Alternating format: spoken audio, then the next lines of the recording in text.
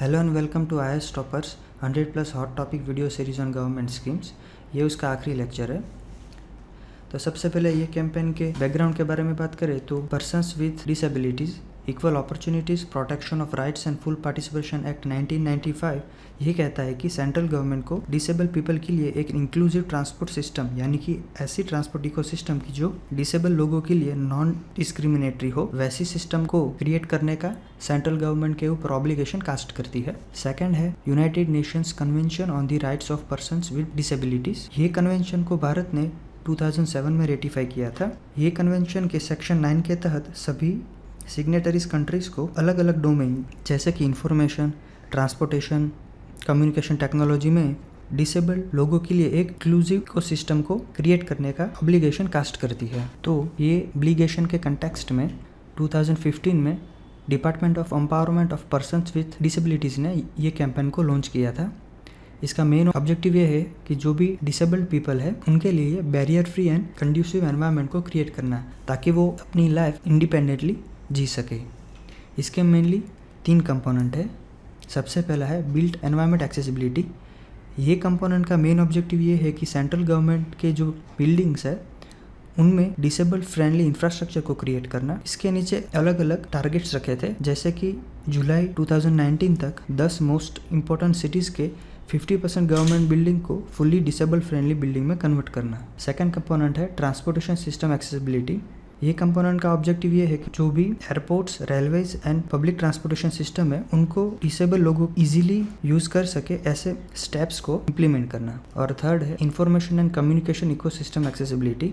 ये कंपोनेंट का main objective ये है कि सेंट्रल या तो स्टेट गवर्नमेंट के द्वारा इशू किए गए पब्लिक डॉक्यूमेंट्स एंड सेंट्रल या तो स्टेट गवर्नमेंट की वेबसाइट्स को डिसेबल लोगों इजीली एक्सेस कर सके वैसी कंडीशंस को क्रिएट करना और साथ ही साथ साइन लैंग्वेज इंटरप्रेटर्स को ट्रेनिंग देना। अब बात करते हैं इंचियन स्ट्रेटजी के बारे में। तो यूनाइटेड नेशन के economic and social commission for Asia and the Pacific regional commission के सभी कंट्रीज़ 2012 में साउथ कोरिया में एक मीटिंग के लिए इकट्ठे हुए थे। ये सभी कंट्रीज़ ने 2003 से लेकर 2012 तक के 10 सालों को Asia and Pacific disability decade के तौर पे घोषित किया था। तो ये मीटिंग का ऑब्जेक्टिव ये था कि 2013 से लेकर 2022 तक Asia and Pacific decade of persons with disabilities के गोल्स एंड फ्रेमवर्क को फॉर्मुलेट करना था। साथ ही साथ ये मीटिंग में इंचियन स्ट्रेटजी को भी फॉर्मुलेट किया गया था। ये strategy disability inclusive development goals के बारे में बताता है, जो कि barrier free and right based society for disable people को क्रिएट करने पर फोकस करती है। ये स्ट्रेटजी UNCRPD एंड बीवा को मिलेनियम फ्रेमवर्क फॉर के ऊपर से बनाई गई है। ये फ्रेमवर्क में यूनाइटेड नेशन के economic and social commission for Asia and the Pacific के एक ऑफिशियल डॉक्यूमेंट को अप्रूव किया गया था, जो कि डिसेबल पीपल के लिए बैरियर फ्री सोसाइटी को क्रिएट करने के लिए गवर्नमेंट को रीजनल पॉलिसी रिकमेंडेशंस प्रोवाइड करता है। नेक्स्ट है स्वामित्व योजना। ये स्कीम को प्राइम मिनिस्टर ने नेशनल पंचायती राज डे यानी कि अप्रैल 24 को लॉन्च किया था। स्वामित्व का फुल फॉर्म होता है survey of villages and mapping with improvised technology in village areas. ये स्कीम का implementation Panchayati Raj ministry, survey of India and अलग अलग स्टेट्स के रेवेन्यू डिपार्टमेंट्स करते हैं। और ये स्कीम को अभी 6 स्टेट्स हरियाणा, कर्नाटका, मध्य प्रदेश, महाराष्ट्र, उत्तर प्रदेश एंड उत्तराखंड में इम्प्लीमेंट किया जा रहा है। ये स्कीम का मेन ऑब्जेक्टिव ये है कि ड्रोन टेक्नोलॉजी की मदद से भारत के रूरल एरियाज में लैंड ओनरशिप के रिकॉर्ड को क्रिएट करना। ये स्कीम को फेज वाइज मैनर में 4 साल तक यानी कि 2020 से लेकर 2024 तक इम्प्लीमेंट किया जाएगा। ये स्कीम के तहत रूरल एरिया के लैंड प्रॉपर्टी ओनर को स्टेट गवर्नमेंट के द्वारा प्रॉपर्टी कार्ड दिया जाएगा। लैंड ओनर्स प्रॉपर्टी कार्ड को बैंक में लोन लेने के लिए एज अ कोलेटरल के तौर पे यूज़ कर सकते हैं। सभी प्रॉपर्टी रिकॉर्ड्स को पंचायत लेवल पे मेंटेन किया जाएगा, जिससे कि प्रॉपर्टी टैक्स को कलेक्ट करने में काफ़ी आसानी रहेगी। और साथ ही साथ ये स्कीम से हायर क्वालिटी ग्राम पंचायत डेवलपमेंट प्लान्स को क्रिएट करने में काफ़ी हेल्प मिलेगी। नेक्स्ट है NDC transport initiative for Asia. तो नीति आयोग ने India component of the nationally determined contribution transport initiative for Asia को लॉन्च किया है। ये इनिशिएटिव का मेन ऑब्जेक्टिव ये है कि इंडिया, वियतनाम और चाइना को एक रीजनल कंप्रेहेंसिव स्ट्रेटजी प्रोवाइड करना, जिससे कि ये 3 कंट्रीज ट्रांसपोर्ट सेक्टर में डिकार्बोनाइजेशन को अचीव कर सके। डीकार्बोनाइजेशन के बारे में मैंने पहले के लेक्चर्स में बताया है। ये इनिशिएटिव्स ये 3 कंट्रीज़ को पेरिस एग्रीमेंट को अचीव करने के लिए अपने रिस्पेक्टिव नेशनली डिटरमाइंड कंट्रीब्यूशंस को अचीव करने के लिए सपोर्ट प्रोवाइड करती है। नेशनली डिटरमाइंड कंट्रीब्यूशन यानी कि पेरिस एग्रीमेंट के गोल को अचीव करने के लिए अलग अलग कंट्रीज कौन कौन से मेजर इंप्लीमेंट करेगी, वो सभी स्टेप्स को नेशनली डिटरमाइंड कंट्रीब्यूशन में लिस्ट किया जाता है। और जो पेरिस एग्रीमेंट है उसका मेन ऑब्जेक्टिव ये है कि 21st सेंचुरी के एंड तक ग्लोबल एवरेज टेम्परेचर को 2 डिग्री सेल्सियस से ज्यादा बढ़ने पर रोकना और ऐसे एफर्ट्स लगाना ताकि global average temperature 1.5 degree Celsius तक ही लिमिट किया जा सके। ये इनिशिएटिव 4 साल तक चलेगा। टोटल 7 अलग अलग ऑर्गेनाइजेशंस ये इनिशिएटिव को इम्प्लीमेंट कर रहे हैं। हालांकि भारत में सिर्फ 6 ऑर्गेनाइजेशंस के द्वारा ही ये इनिशिएटिव को इम्प्लीमेंट किया जा रहा है और भारत में नीति आयोग ये इनिशिएटिव को इम्प्लीमेंट कर रहा है। अब बात करते हैं BIS draft standard for drinking water supply के बारे में। तो recently bureau of Indian standard ने drinking water supply quality management system को इम्प्रूव करने के लिए pipe drinking water supply services की कुछ रिक्वायरमेंट को पब्लिश किया है। इसके फीचर्स के बारे में बात करें तो currently rural and under developed areas में वाटर मैनेजमेंट गवर्नमेंट के अलग अलग ऑर्डर्स एंड सर्कुलर से किया जाता है। तो पूरे वाटर मैनेजमेंट नेटवर्क को यूनिफॉर्मली मैनेज करने के लिए वाटर सप्लाई के प्रोसेस को ये ड्राफ्ट में डिस्क्राइब किया गया है। और साथ ही साथ इसमें वाटर सप्लायर को वाटर सप्लाई सिस्टम को किस तरह से एस्टैब्लिश करना है और उसको मेंटेन करना है, उसकी रिक्वायरमेंट भी ये ड्राफ्ट में दी गई है। और ये ड्राफ्ट ये कहता है कि ड्रिंकिंग वाटर को इंडियन स्टैंडर्ड 10,500 की जो रिक्वायरमेंट है उससे मैच होना चाहिए। ये इंडियन स्टैंडर्ड ड्रिंकिंग वाटर में अलग अलग सब्सटेंसेस जैसे कि आर्सेनिक की एक्सेप्टेबल लिमिट कितनी होनी चाहिए और अलग अलग पैरामीटर्स जैसे कि pH, turbidity, total dissolve solids, colour, order, ये सब के बारे में इंफॉर्मेशन प्रोवाइड करता है। डिस्ट्रिक्ट मीटरिंग एरिया के कंसेप्ट को जहाँ पे भी पॉसिबल है वहाँ पे एडॉप्ट करने के लिए ये ड्राफ्ट सजेशन देता है। ये कंसेप्ट का ऑब्जेक्टिव ये है कि वाटर नेटवर्क में वाटर लीकेज को कंट्रोल करना। जो पूरा पानी का नेटवर्क है रूरल एरियाज में उनको अलग अलग डिस्ट्रिक्ट मीटरिंग एरियाज में डिवाइड किया गया है और वहाँ पे वाटर फ्लो मीटर के द्वारा पानी का लीकेज कितना है वो पता लगाया जा सकता है। और क्वार्टरली बेसिस पे वाटर नेटवर्क की ऑडिट होनी चाहिए। वाटर ऑडिट यानी कि वाटर ऑडिट यानी कि वाटर का जो नेटवर्क है उसमें टोटल कितना वेस्टेज हो रहा है वो चेक करने के लिए वाटर ऑडिट की जाती है। इसमें बेसिकली जो पूरा वाटर नेटवर्क है उसमें टोटल कितना पानी जा रहा है और हाउस होल्ड में टोटल कितना पानी यूज हो रहा है, तो ये दोनों का डिफरेंस वाटर ऑडिट में चेक किया जाता है। और पानी को वाटर ट्रीटमेंट प्लांट में हर 4 घंटे में क्वालिटी के लिए चेक किया जाएगा। अब बात करते हैं national strategy for financial education के बारे में। तो recently reserve bank of India ने 5 साल यानी कि 2020 से लेकर 2025 तक national strategy for financial education को रिलीज़ किया है। ये स्ट्रेटजी को national centre for financial education ने technical group on financial inclusion and financial literacy के तहत प्रिपेयर किया है। तो जो NCFE है वो नॉट फॉर प्रॉफिट कंपनी है कि जिसको RBI, सेबी यानी कि securities and exchange board of India, IRDAI यानी कि insurance regulatory and development authority and PFRDA यानी कि pension fund regulatory and development authority के द्वारा प्रमोट किया जाता है। तो ये स्ट्रेटजी 5C के एडॉप्शन को रिकमेंड करती है। ये 5C है content, capacity, community, communication and collaboration. Content में ये कहता है कि सोसाइटी के अलग अलग सेक्शन के लिए फाइनेंशियल लिटरेसी कंटेंट को क्रिएट करना। कैपेसिटी के तहत फाइनेंशियल एजुकेशन प्रोवाइडर्स के लिए कोड ऑफ कंडक्ट को क्रिएट करना। कम्युनिटी के तहत फाइनेंशियल लिटरेसी को स्प्रेड करने के लिए कम्युनिटी लेड स्ट्रेटजीज को अडॉप्ट करना। कम्युनिकेशन के तहत अलग अलग इनोवेटिव टेक्नोलॉजी का यूज़ करके फाइनेंशियल एजुकेशन मैसेज को स्प्रेड करना। और कोलैबोरेशन के तहत अलग अलग स्टेक होल्डर्स के फाइनेंशियल लिटरेसी के एफर्ट्स को स्ट्रीमलाइन करना।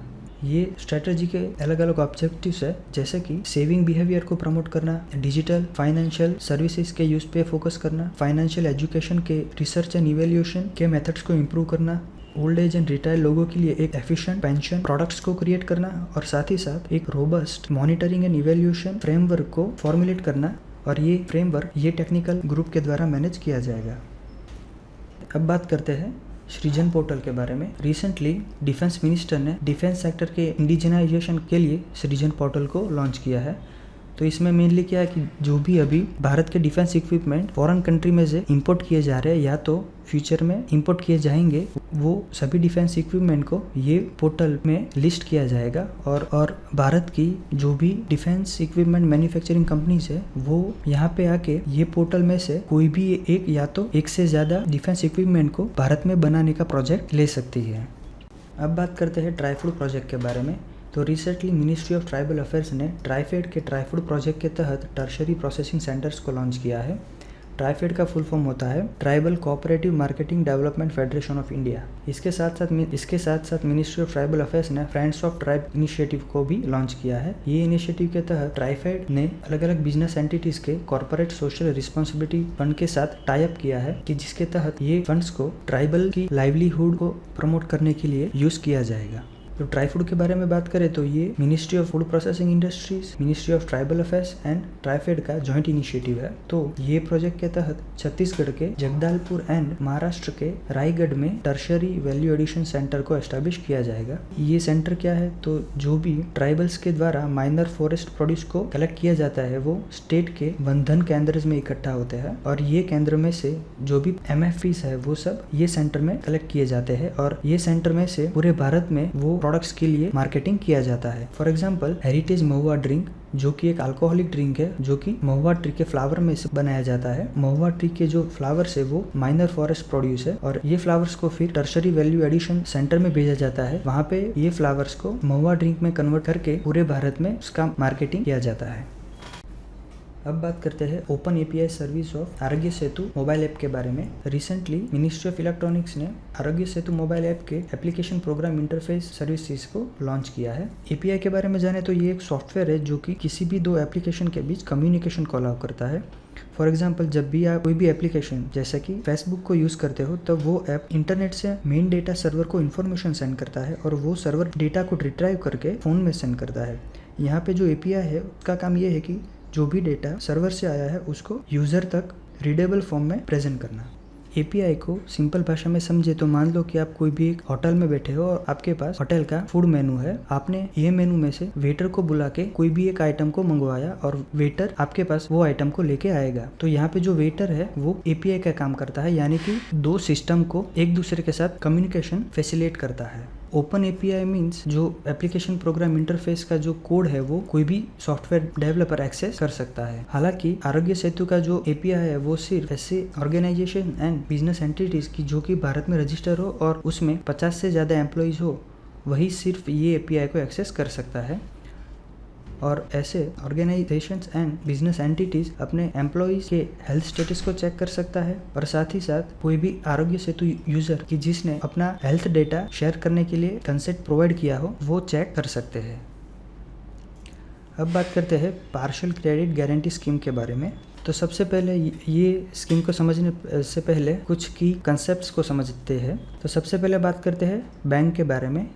तो बैंक का एग्जिस्टेंस क्यों है, क्योंकि बैंक जो है वो लोगों के पास से डिपॉजिट्स लेती है और वो डिपॉजिट के ऊपर मान लो कि बैंक 4% इंटरेस्ट पे करती है और ये जो बैंक के पास कैश एक्यूमुलेट हुआ वो कोई भी बिजनेस एंटिटी को एज अ लोन के तौर पे बैंक्स प्रोवाइड करती है। तो मान लो कि ये जो लोन है वो बैंक ने 6% पे दी, तो यहाँ पे जो 2% है वो बैंक का स्प्रेड यानी कि उसका प्रॉफिट है। ठीक है, तो ये एक कह सकते हैं कि आइडियल सिनारियो है।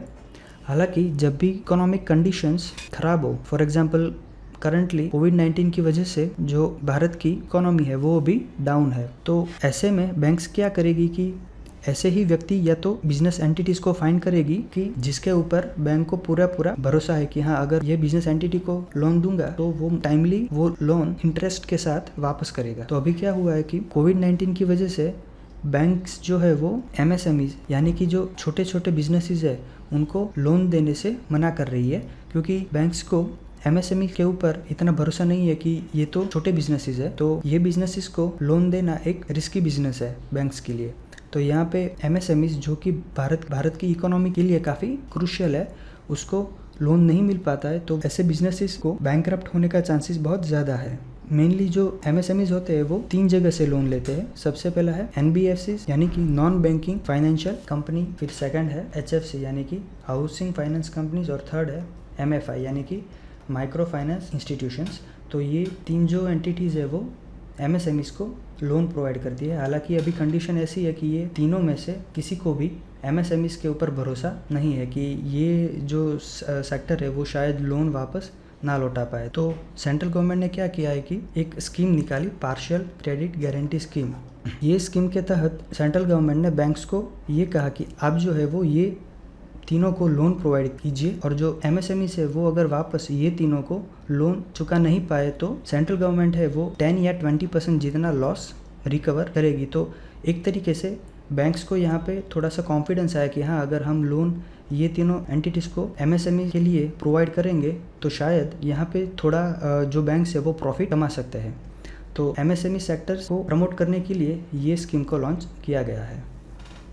तो ये स्कीम के तहत PSBs यानी कि जो पब्लिक सेक्टर बैंक है वो non banking financial companies and housing finance companies के जो हाई रेटेड पूल्ड एसेट्स है वो खरीदेगी, और सामने PSBs, NBFCs एंड HFC को MSME को लोन प्रोवाइड करेगी। इसका मेन ऑब्जेक्टिव ये है कि जो भी अभी ऐसी NBFCs एंड HFCs की जो अभी बैंकरप्ट नहीं है वो कोविड-19 कंडीशन में बैंकरप्सी से बचने के लिए अपने एसेट्स को अगर वो सेल करते हैं तो वो काफ़ी NBFCs एंड HFCs के लिए फाइनेंशियली काफ़ी रिस्की है। तो ये कंडीशन से बचने के लिए गवर्नमेंट ने ये स्कीम को लॉन्च किया है। जो पब्लिक सेक्टर बैंक्स है वो ऐसी NBFCs एंड HFCs के हाई रेटेड पूल एसेट्स को खरीदेगा कि जो SMA-0 कैटेगरी में है, एंड NBFCs एंड HFC के ऐसे एसेट्स खरीदेगी कि जिसको BB+ या उससे ज़्यादा की क्रेडिट रेटिंग प्रोवाइड हुई है। SMA यानी कि स्पेशल मेंशन अकाउंट। यहाँ पे अगर कोई भी व्यक्ति 2 साल के लिए लोन लेता है फॉर एग्जांपल, और उसने 2 साल बाद ये लोन वापस नहीं चुकाई, तो अगर वो 0 से लेकर 30 दिन तक लोन नहीं चुकाता तो ऐसी लोन को स्पेशल मेंशन अकाउंट 0 कहा जाता है। और अगर वो 31 से लेकर 60 डेज तक लोन नहीं चुकाता तो वो स्पेशल मेंशन अकाउंट 1 कहलाती है, और 61 से लेकर 90 डेज तक उसको स्पेशल मेंशन अकाउंट 2 के नाम से जाना जाता है। जो भी क्रेडिट रेटिंग एजेंसीज है वो अलग अलग एसेट्स को AAA से लेकर D तक की अलग अलग रेटिंग प्रोवाइड करती है। ये रेटिंग इसलिए प्रोवाइड करती है ताकि बैंक्स जान सके कि हाँ, अगर ये एसेट के लिए अगर हम लोन प्रोवाइड करते हैं तो वो लोन बैंक को वापस मिले उसकी पॉसिबिलिटी कितनी है, वो लोन की रिस्कनेस कितनी है, वो चेक करने के लिए ये रेटिंग्स प्रोवाइड किए जाते हैं। तो ये स्कीम के फेज़ 1 में department of economic affairs PSBs ने जो भी NBFCs एंड HFC को लोन दिया है वो लोन के 10% या तो मैक्सिमम 10,000 करोड़ तक PSB को सेंट्रल गवर्नमेंट प्रोवाइड करेगा। फेज़ 2 में ये 10% की जगह पे सेंट्रल गवर्नमेंट ने 20% कर दिया, या तो 45,000 करोड़ तक सेंट्रल गवर्नमेंट PSBs को फाइनेंशियली सपोर्ट करेगी। ये फेज़ 2 को प्राइम मिनिस्टर ऑफ इंडिया ने आत्मनिर्भर भारत के पार्ट के तौर पे लॉन्च किया था, और ये स्कीम को नवंबर 2020 तक रिसेंटली एक्सटेंड किया गया है। तो फेज़ 2 में जो भी पब्लिक सेक्टर बैंक्स है वो NBFCs एंड HFCs के AA and AA- rated bonds में टोटल 50% तक इन्वेस्ट कर सकते हैं।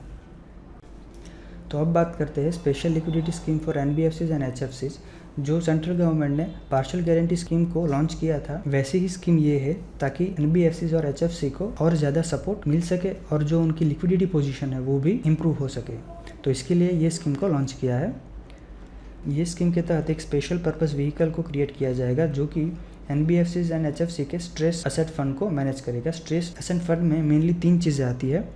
सबसे पहले आता है नॉन परफॉर्मिंग एसेट्स, उसके बाद आता है रिस्ट्रक्चर्ड लोन, और तीसरा आता है रिटर्न ऑफ एसेट्स। NPA यानी कि जो भी लोन्स, SPA 2 यानी कि ऐसी लोन की जो कि 61 से लेकर 90 डेज तक रीपे नहीं की जाती, तो 90 डेज के बाद वो जो एसेट है वो बैंक के लिए नॉन परफॉर्मिंग बन जाता है। ऐसे एसेट्स को नॉन परफॉर्मिंग एसेट्स कहते हैं। रिस्ट्रक्चर्ड लोन यानी कि जो व्यक्ति ने लोन ली है वो लोन पे नहीं कर पाता है तो बैंक उसको 2-3 ऑप्शंस देती है, जैसे कि लोन का जो इंटरेस्ट है वो कम कर देती है, या तो वो लोन को रीपे करने के लिए टाइम को एक्सटेंड कर देती है। तो ऐसे 2-3 ऑप्शंस प्रोवाइड करती है। और थर्ड है रिटर्न ऑफ एसेट्स, यानी कि ऐसे एसेट्स की जिसकी अभी एग्जिस्टिंग वैल्यू 0 हो चुकी है, यानी कि वो बैंक के लिए अभी कोई काम के नहीं है। तो जो भी फाइनेंशियल अमाउंट ये तीनों का मिला के होता है वो स्ट्रेस एसेट फंड में काउंट होता है। तो मेनली तो ये जो स्पेशल पर्पस व्हीकल है वो टोटल 30,000 करोड़ की सिक्योरिटीज़ को इश्यूज करेगा, जो कि सिर्फ आरबीआई द्वारा ही खरीदी जाएगी। ये सिक्योरिटीज़ को बेच के जो पैसा मिलेगा वो एनबीएफसीज एंड एचएफसी के शॉर्ट टर्म डेब्ट के लिए यूज किया जाएगा। और ये जो स्पेशल पर्पस व्हीकल को स्पेशल लिक्विडिटी स्कीम ट्रस्ट के फॉर्म में एसबीआई कैपिटल मार्केट्स लिमिटेड ने क्रिएट किया है। अब ये स्कीम के क्राइटेरिया के बारे में बात करें तो ऐसे एनबीएफसीज एंड एचएफसीज की जिसका एज ऑन 31 मार्च 2019 उनके पास 6% से ज्यादा नॉन परफॉर्मिंग एसेट्स नहीं होने चाहिए। वो एंटिटीज ने at least one of the last 2 preceding financial years में नेट प्रॉफिट हासिल किया होना चाहिए। और तीसरा 1 अगस्त 2018 से पहले एनबीएफसीज या तो एचएफसी के कोई भी लोन अकाउंट SMA1 या तो SMA2 कैटेगरी में नहीं होने चाहिए। ये स्कीम और जो पार्शियल गारंटी स्कीम है, इन दोनों में मेन डिफरेंस क्या है तो ये जो स्पेशल लिक्विडिटी स्कीम है उसका ये फायदा है कि ये स्कीम के तहत एनबीएफसीज या तो एचएफसीज को अपने करंट एसेट्स को लिक्विडेट नहीं करना पड़ेगा, क्योंकि यहाँ पे जो स्पेशल पर्पस व्हीकल है वो स्ट्रेस्ड एसेट फंड को सिक्योरिटीज को इश्यू करके मैनेज करेगी, जबकि पार्शियल गारंटी स्कीम में एनबीएफसीज एंड एचएफसीज अपने हाई रेटेड पूल एसेट्स को बैंक्स को सेल कर देती है। तो स्पेशल लिक्विडिटी स्कीम से एनबीएफसीज एंड एचएफसीज एमएसएमईज या तो स्मॉल बिजनेसेस एंटिटीज को इजीली लोन दे सकेगी, और साथ ही साथ ये स्कीम पार्शियल गारंटी स्कीम को भी सप्लीमेंट करती है। तो यहाँ पे IAS टॉपर्स का 100+ hot topics video series on government schemes खत्म होता है। Thank you for watching this video series. तो अब बात करते हैं नेशनल सुपर कंप्यूटिंग मिशन के बारे में। ये मिशन का मेन ऑब्जेक्टिव ये है कि भारत की जो भी national academic and research and development institute है उनको अगले 7 साल में टोटल 70 सुपर कंप्यूटर नेटवर्क के साथ ज्वाइंट करना, ताकि वो अपने रिसर्च को आगे एफिशिएंटली ले जा सके। ये मिशन को jointly ministry of electronics and IT and department of science and technology ने लॉन्च किया है, और ये मिशन को centre for development of advance computing and Indian Institute of science implement करेगी। अब ये सुपर कंप्यूटर के बारे में बात करें तो जो नॉर्मल कंप्यूटर्स होते हैं वो या तो ड्यूल कोर होते हैं, क्वाड कोर होते हैं या तो ऑक्टा कोर होते हैं, यानी कि उसमें टोटल 8 अलग अलग कंप्यूटर प्रोसेसिंग चिप्स होती है। हालांकि जो सुपर कंप्यूटर्स है उसमें टोटल 1,20,000 ऐसी कंप्यूटर चिप्स होती है कि जिससे टोटल 833 टेरा फ्लॉप्स का पावर जनरेट होता है। भारत में सबसे पहला इंडिजियसली असेंबल्ड सुपर कंप्यूटर परम शिवाय है, जो कि Indian Institute of Technology Bhubaneswar में लोकेटेड है। फिर इसके बाद परम शक्ति को IIT खड़गपुर एंड परम ब्रह्मा को Indian Institute of science education and research में इंस्टॉल किया गया था। ये दोनों को अलग अलग डोमेन जैसे कि climate change, computational fluid dynamic में यूज़ किया जा रहा है। अब बात करते हैं प्रधानमंत्री गरीब कल्याण योजना के बारे में। रिसेंटली सेंट्रल गवर्नमेंट ने कोविड-19 लॉकडाउन से जो पुअर सिटीजन्स के ऊपर एडवर्स इफेक्ट्स आए हैं उसको काउंटर करने के लिए टोटल 1.7 लाख करोड़ का फाइनेंशियल पैकेज अनाउंस किया है, कि जिसके तहत पुअर सिटीजन्स को free food and cash transfer provide किया जाएगा। ये स्कीम को सबसे पहले दिसंबर 2016 में मार्च 2017 तक इम्प्लीमेंट किया गया था। तब ये स्कीम का मेन ऑब्जेक्टिव ये था कि जिसके भी पास इलीगल ब्लैक मनी है वो इलीगल ब्लैक मनी का टोटल 50% एज अ पेनल्टी के तौर पे अगर सेंट्रल गवर्नमेंट को देगा तो वो व्यक्ति के ऊपर प्रोसिक्यूशन के चार्जेस नहीं लगाए जाएंगे, और साथ ही साथ जो भी ब्लैक मनी का अमाउंट है उसका 25% ये स्कीम में इन्वेस्ट किया जाएगा, और 4 साल बाद ये 25% वो व्यक्ति को वापस दिया जाएगा। ये स्कीम को फिर जून 2020 तक एक्सटेंड किया गया था, और रिसेंटली प्राइम मिनिस्टर ने ये स्कीम को नवंबर 2020 तक एक्सटेंड किया है। तो इसके फीचर्स के बारे में बात करें तो इसमें जो भी हेल्थ वर्कर्स गवर्नमेंट हॉस्पिटल्स या तो क्लिनिक्स में कोविड-19 के पेशेंट्स को ट्रीट कर रहे हैं उनको 50 लाख तक का इंश्योरेंस कवर प्रोवाइड किया जाएगा। जो भी BPL यानी कि बिलो पॉवर्टी लाइन फैमिलीज है उनको नेशनल फूड सिक्योरिटी एक्ट के तहत 5 किलोग्राम वीट और राइस और 1 किलोग्राम ऑफ पल्सेस प्रोवाइड किए जाएंगे। ये जो फूड ग्रेन्स है वो उनको जो भी एग्जिस्टिंग स्कीम के तहत फूड ग्रेन्स प्रोवाइड किए जा रहे हैं उसके ऊपर ये 5 किलोग्राम और 1 किलोग्राम फूड ग्रेन्स प्रोवाइड किए जाएंगे। जो भी Mahatma Gandhi national rural employment guarantee act के वर्कर्स है उनके डेली वेज को 182 रुपीज़ पर डे से बढ़ा के 202 रुपीज़ पर डे किया जाएगा। जनधन वुमन अकाउंट होल्डर्स को पर मंथ 500 रुपीज़ प्रोवाइड किया जाएगा। Senior citizen, disabled and poor widows को 1000 रुपीज़ एग्जिस्टिंग पेंशन स्कीम्स के द्वारा प्रोवाइड किया जाएगा। फार्मर्स को पीएम किसान योजना के तहत 2000 रुपये प्रोवाइड किए जाएंगे। उज्ज्वला स्कीम के बेनिफिशियरीज को यानी कि जो बिलो पॉवर्टी लाइन फैमिलीज है उनको फ्री एलपीजी सिलेंडर्स दिए जाएंगे। और जो भी बिजनेस फर्म में 100 से कम वर्कर्स काम कर रहे हो और ये वर्कर्स में जो भी वर्कर्स पर मंथ 15,000 से कम कमा रहे हैं उनको उनके मंथली वेजेस के 24% उनके एम्प्लॉय प्रोविडेंट फंड अकाउंट में डिपॉजिट किए जाएंगे। और ये स्कीम के तहत सेंट्रल गवर्नमेंट ने स्टेट गवर्नमेंट को बिल्डिंग एंड कंस्ट्रक्शन वर्कर को रिहेबिलिट करने के लिए टोटल 31,000 करोड़ के फंड को यूज़ करने का ऑर्डर दिया है। अब बात करते हैं पीएम केयर्स फंड के बारे में। ये फंड का फुल फॉर्म होता है prime minister citizens assistance and relief in emergency situations fund. ये फंड एक पब्लिक चैरिटेबल ट्रस्ट है जो कि कोई भी emergency kind of situation, for example natural calamities हो या तो फिर करंट कोविड-19 पेंडेमिक हो, तो ऐसी सिचुएशंस को टैकल करने के लिए ये फंड को क्रिएट किया गया है। ये फंड के चेयरमैन है प्राइम मिनिस्टर और ये फंड को defence minister, home minister and finance minister के द्वारा मैनेज किया जाता है। ये फंड में माइक्रो डोनेशंस भी दिए जा सकते हैं। माइक्रो डोनेशन यानी कि छोटे छोटे donation, for example 100 rupees, 200 rupees etcetera. हालांकि पीएम केयर्स फंड जैसा ही और एक फंड एग्जिस्टेंस में है, वो है prime ministers national relief fund. तो पीएम केयर्स एंड ये फंड में मेनली ये डिफरेंस है कि जो भी अमाउंट अगर कोई व्यक्ति prime ministers national relief fund में डोनेट करता है तो वो CSR यानी कि कॉरपोरेट सोशल रिस्पॉन्सिबिलिटी के तहत काउंट नहीं किया जाएगा। हालांकि अगर पीएम केयर्स फंड में बिजनेस एंटिटी कंट्रीब्यूट करता है तो वो एज ए CSR के तौर पे काउंट किया जाएगा। CSR के बारे में मैंने पहले की स्लाइड्स में बताया है। तो अब ये prime ministers national relief fund की बात करें तो इसको 1948 में जवाहरलाल नेहरू ने जब भारत को आज़ादी मिली थी तब पाकिस्तान से जो लोग भारत में माइग्रेट हुए थे उनके रिहेबिलिटेशन के लिए ये फ़ंड को क्रिएट किया गया था। ये फ़ंड को mainly natural calamities and medical treatment के लिए यूज़ किया जाता है। ये फ़ंड को कोई भी बजटरी एलोकेशन प्रोवाइड नहीं किया जाता है, यानी कि ये टोटली वॉलंटरी पब्लिक कंट्रीब्यूशंस के ऊपर डिपेंड करता है। ये फ़ंड को प्राइम मिनिस्टर के अप्रूवल के बाद ही यूज़ किया जा सकता है और ये फ़ंड इनकम टैक्स एक्ट के तहत एक ट्रस्ट के तौर पे काम करता है।